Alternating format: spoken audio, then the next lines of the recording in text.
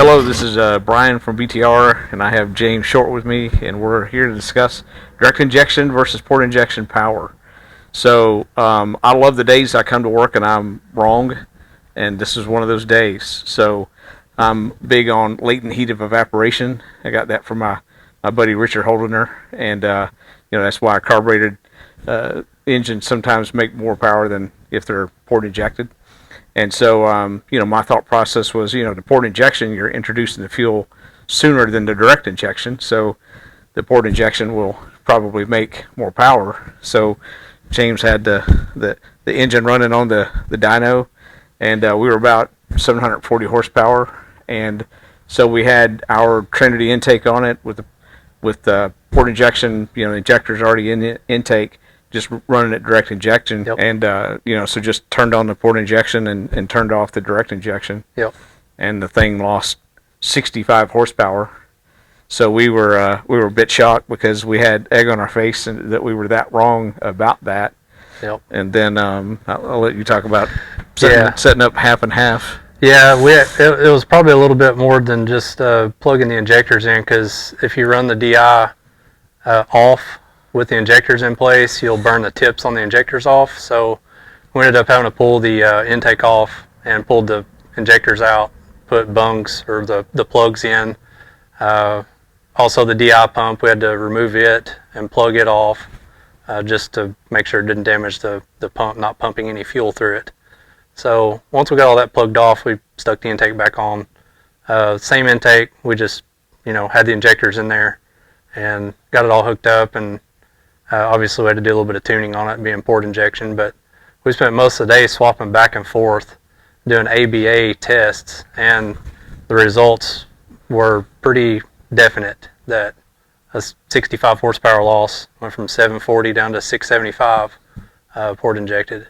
And we ended up... Your airflow went from, what was it, 451 grams on the DI and 420 grams a second on port injection. So so you look at the percentage power difference. The percentage power difference was about 9%, and then the airflow difference was about 7%. So the math kind of adds up.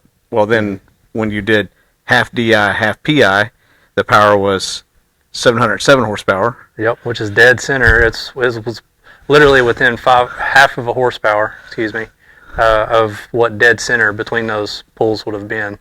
And consequently, the airflow was also within 1 gram a second of dead center at 436 grams per second.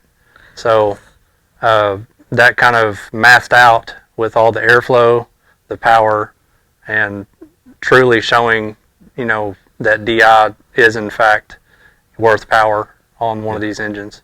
Because the way to think about DI is when you look at an LS3 head versus a Gen 5 head, the Gen 5 head actually has less cross-sectional area than an LS3. And when you're running direct injection only, you're filling that cylinder as full of air as you possibly can, closing the intake valve, and then injecting the fuel. And really, you're kind of artificially supercharging the engine, by, that few percent. And it's very interesting because long after we did that test, I wanted to run the BMEP numbers. I love looking at BMEP numbers of pro stock engines and NASCAR engines, and ran the BMEP numbers on the engine, and lo and behold, it was as good as a NASCAR or pro stock engine in terms of BMEP numbers. So that is telling. You're talking about a stock short block LT1 6.2 liter hydraulic roller with stock rockers on it. To achieve that level of BMEP numbers, obviously it's not the short block, it's not the stock short block we're running. The CID heads we're running are fantastic, but it's not the heads. It's the direct injection is really what's making the big difference in power there. So we were wrong, and we were shocked. And when we tell this story to a lot of different people, I think they don't really even believe us, because we eventually ran the engine on M1. Yeah.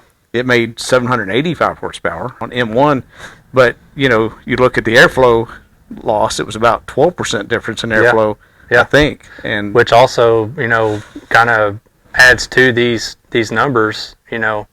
Methanol requires a whole lot more fuel volume, which is going to displace more air. and that shows up in the airflow meters.